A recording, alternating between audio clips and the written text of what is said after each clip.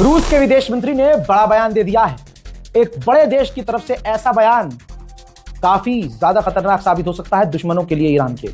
दोस्तों, रूस के विदेश मंत्री सर्गेई लावरोव ने कहा कि जो ये ईरान पर हमला किया जा रहा है और ईरान के साथ जो किया जा रहा है और जो ईरान पर ये कह के हमला किया गया कि ईरान परमाणु बनाने वाला था और उसके बाद अब जो ईरान के साथ किया जा रहा है इलाके में, ये एक वजह बन सकती है कि ईरान की आवाम, ईरान के अब लोग और ईरान के आसपास के लोगों का समर्थन ईरान को मिलेगा परमाणु बनाने के लिए और लोग राजी हो जाएंगे, एक्सेप्ट करेंगे और ईरान के लोग भी फिर कहने लगेंगे कि परमाणु बनाना चाहिए। ना बनाकर और परमाणु से दूर होकर अगर ये सब कुछ हमारे साथ हो रहा है तो फिर परमाणु होना चाहिए। ईरान पर हमला होना ही नहीं चाहिए था, ये बहाना बनाकर कि ईरान परमाणु बना रहा है। ये कोई ऐसा वैसा नेता कहता तो मैं अपने टाइटल पर ये नहीं रखता। टाइटल पर इसलिए है कि ये रूस है और रूस के विदेश मंत्री कोई हल्के फुल्के आदमी नहीं है। उधर जबरदस्ती उड़ता मिसाइल अपने पिछवाड़े में लेने को तड़प रहा है यूक्रेन। देखिए, यूक्रेन के राष्ट्रपति ने चौथे दिन चौथी बार कहा है कि मैंने अरब देशों से बात की है और मैं गल्फ कंट्री को बचाने के लिए ईरान की मिसाइल और ईरान के ड्रोन्स रोकने के लिए तैयार हूं और हम पूरी तरह से ईरान के खिलाफ हैं। हमारे पास बहुत तगड़ा एक्सपीरियंस है, हम ईरान के ड्रोन्स को अच्छे से रोक सकते हैं, हमारे पास बेहतरीन फौज है। ज़ेलेंस्की। अब सवाल यह है कि रज़ा भाई ये क्यों चल रहा है इतना, इसे क्या चाहिए, इसका फायदा क्या है, ये खुद जंग में है। हजरात मोहतरम, इसका फायदा यह है कि ये अरबों से भीख मांगेगा फिर, क्योंकि अरब के पास पैसा बहुत है।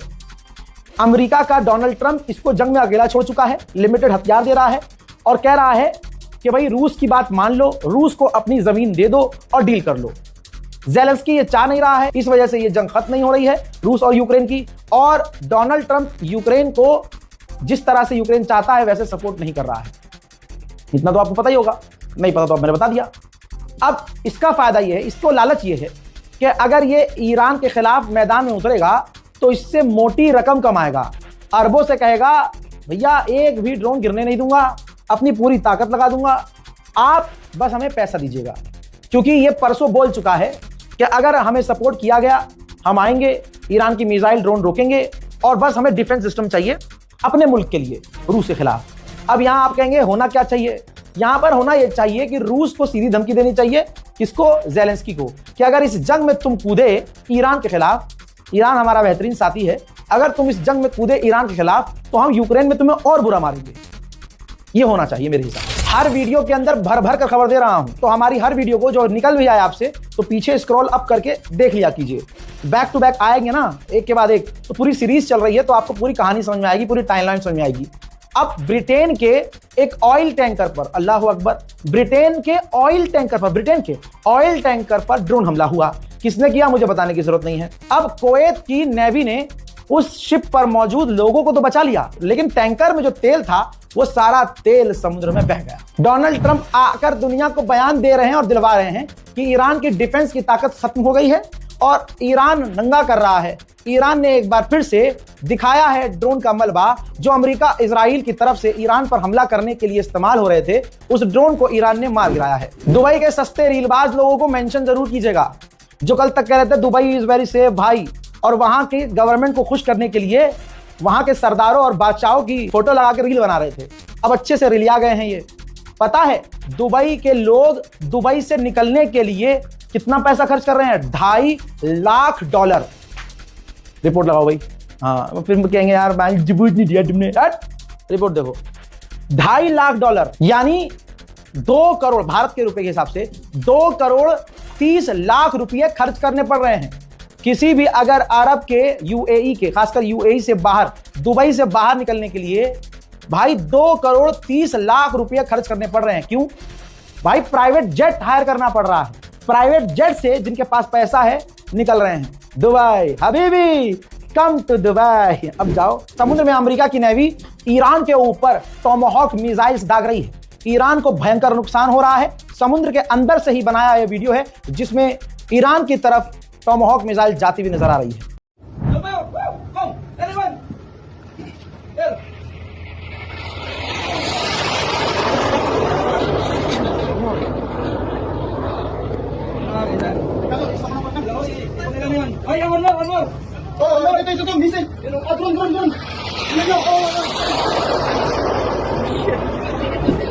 हमने बताया था कि अमेरिका ने क्लेम किया है कि हमने ईरान की एक वॉरशिप डुबाई है।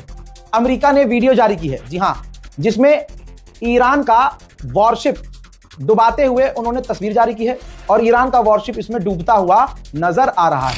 वहीं ईरान के ऊपर खतरनाक अमेरिकी पिछले कई घंटे से हमले जारी हैं, जिसमें ईरान को मोटा नुकसान हो रहा है। अब जो मंजर आप देखेंगे जितने भी, वो ईरान पर हमलों के हैं।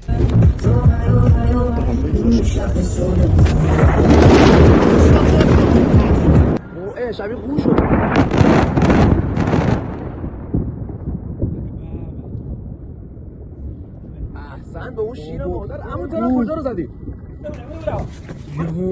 اونورم زد حاجی تو تل کورو داره میزنه حاجی این خیلی نزدیکه اونورو بگیر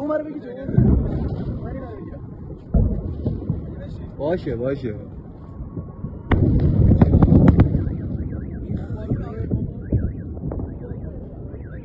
نه بمون همینجا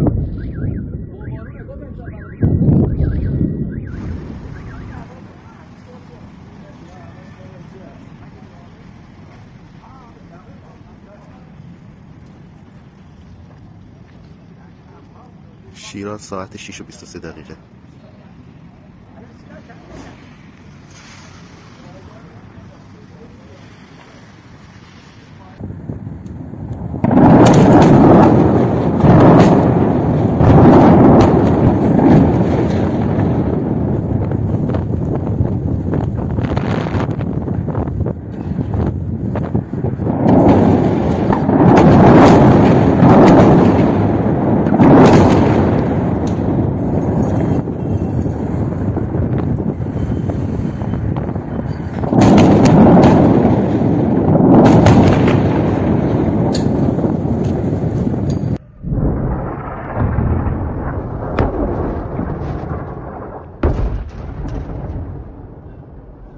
वहीं ईरान अरब पे जितना दाग रहा है मिसाइल, उतनी तो इजराइल पे नहीं दाग रहा है, और जितनी दाग रहा है इजराइल लगभग सारी मिसाइल्स को रोक रहा है।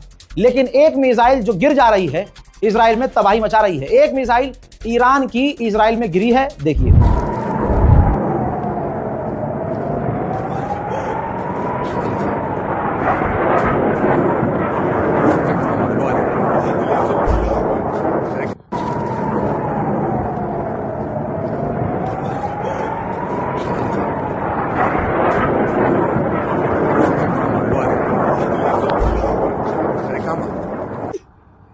Fila Baluk.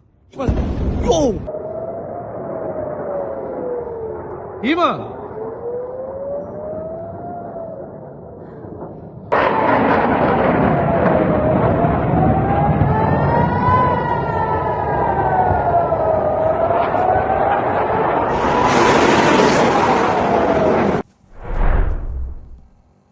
वहीं खबर यह है कि कतर उन लोगों से बिल्डिंग और होटल खाली करवा रहा है जिनके घर और होटल अमेरिकी एम्बेसी के पास है, क्योंकि कतर को डर है कि अब अमेरिका तो रोक नहीं पाएगा और हम भी नहीं रोक पा रहे कैमिकाजे ड्रोन्स को, तो ऐसा ना हो कि सिविलियंस निशाने पर आ जाएं।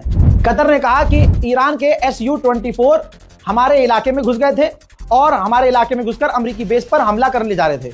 हमने उन्हें वार्न किया था, उन्होंने नहीं सुना, इसलिए हमने ईरान के Su-24 को मार गिराया। वहीं आपको बता दूं कि अब एशिया में भी ईरान की जंग का असर है। 2% दाम तेल के यहां भी बढ़ चुके हैं। ईरान पूरी ताकत से हमले कर रहा है। तुर्की के करीब आसमान में, बल्कि अंतरिक्ष में ईरान की मिसाइल को रोका गया है, मार गिराया गया है। वरना ये ईरान की मिसाइल क्या करती आपको पता है। कहने का मतलब यह है कि जो ये कहा जा रहा था कि ईरान मिसाइल्स नहीं दाग पा रहा है, ड्रोन लॉन्च नहीं कर पा रहा है, पिछली तीनों रिपोर्ट में सबूत दिखाए हैं कि ईरान अभी लड़ रहा है। इस रिपोर्ट को शेयर कीजिएगा, चैनल को सब्सक्राइब कीजिएगा, दुआओं में याद रखिएगा। जय हिंद।